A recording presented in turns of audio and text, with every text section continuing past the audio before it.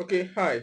Good day, everyone. I This is actually a very important thing I want to my personal observation and what a lot of HR actually complain about. And this is the aspect of people apply for jobs, company puts out job ad, you apply, and you are so excited about the role and praying that, oh God, answer my prayer. They even call me for interview, and they invite you for a job interview. And the first thing most people do is to anticipate the interview instead of preparing for the interview. A lot of the time, people don't prepare for interview. And you ask them, okay, what role are you applying for? On several occasions, I've actually asked people, what role are you applying for? And they tell you, they don't even know, but they actually applied for the job. Someone like, oh, when did you apply for this role? I can't remember. But you want to work. But that's by the way, you understand? So the first thing I want to talk about is today is preparing for interview invite. How do you prepare for an interview invite? So there are several ways you can actually prepare for an interview invite, because we have the virtual and the physical interview invite. But today I just want to generalize. How best do you prepare for an interview invite? The first thing you should do when you get an interview invite is to first of all check the company out. Check what the company is into. Don't assume you understand what the company is into. Go to their website, go to their social media, and you understand, have a mental picture, a feel of what it means to work in this organization, because that is what makes that different. Because most time people just do not even understand what a company is into, their core value, their core function, and what they want to do is they want to just work and earn salary. It doesn't always work that way. So the first thing to do is, first of all, know about the company.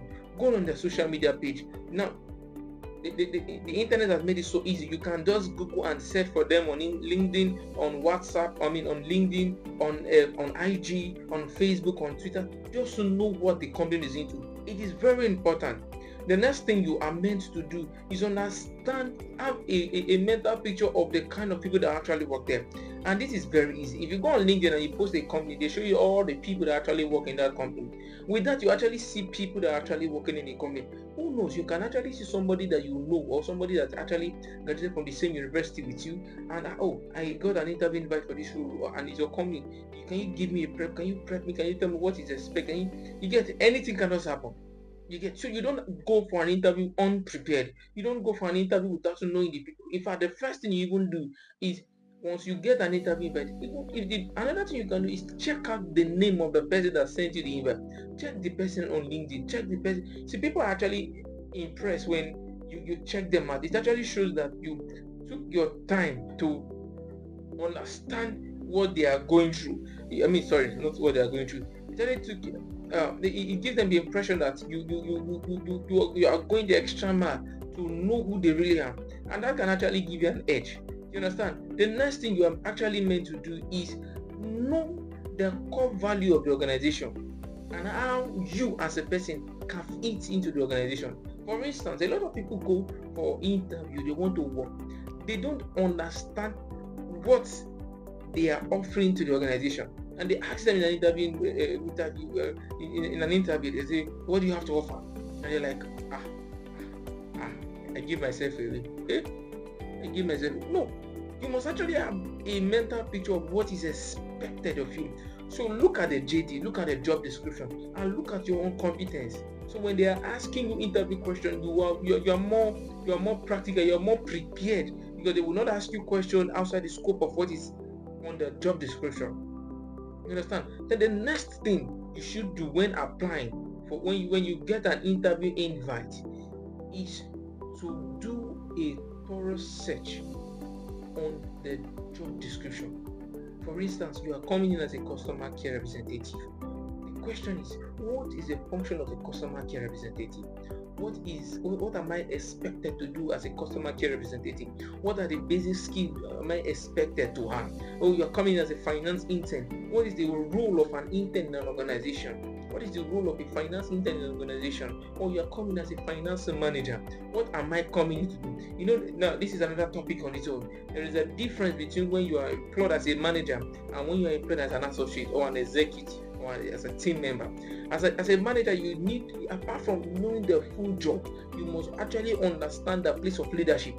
I think if you read more about Sam Adeyemi, you will understand what I'm talking about. But that's just by the way.